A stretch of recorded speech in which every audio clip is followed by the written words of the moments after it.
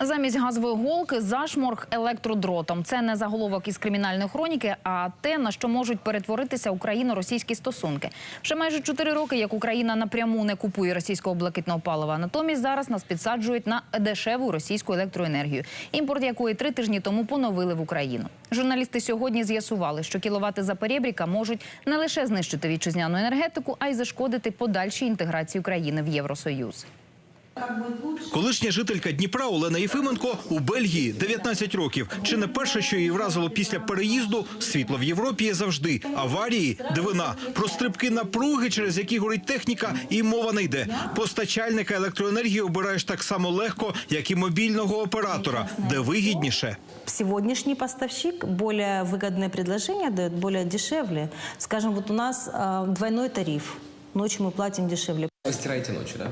Стираю только ночью, да. После 10 часов и суббота-воскресенье целый день один тариф.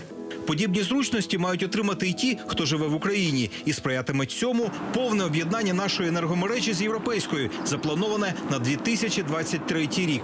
Це обов'язкова умова євроінтеграції.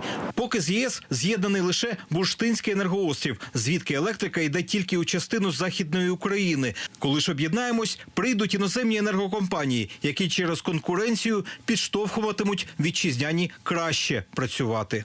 Споживачі зможуть отримати більш якісну і більш дешеву електричну енергію, а виробники зможуть продавати свою електричну енергію не лише в Україні, а й у Європі. До цього Україна має від'єднатись від енергосистеми пострадянських країн. Але поки на це ані натяку. Навпаки, завдячуючи правкам Геруса, Україна 3 тижні тому поновила імпорт електроенергії з Росії. Те, що зробив голова комітету з енергетики пан Герус, він підсунув свиню своїй же команді. Він відкривав імпорт електричної енергії з Росії і з Білорусі. І ввів далі в оману президента, а той підписав відповідні зміни. Закон змінили в інтересах конкретної людини, твердять експерти. Ми, звичайно, що бачимо, чиї інтереси. Ми ж бачили, що саме компанії пана Коломойського, вони якраз і почали закуповувати цю дешеву електроенергію з Російської Федерації. Новими правками Андрій Герус хоче замаскувати імпорт російської енергії під начебто білоруську. Хто ж повірить, що в Україну постачатимуть білоруські кіловати? Бо ж у самій республіці дефіцит електроенергії. Тож Київ ризикує. Кремль спочатку запропонує світло подешевше, а далі затягне електричний зашморг. Для России энергоресурсы – это всегда политика. То есть они, конечно, сейчас предложат дешевле. Чтобы у нас закрывались ТЭСы, закрывались шахты, упало производство на атомных электростанциях.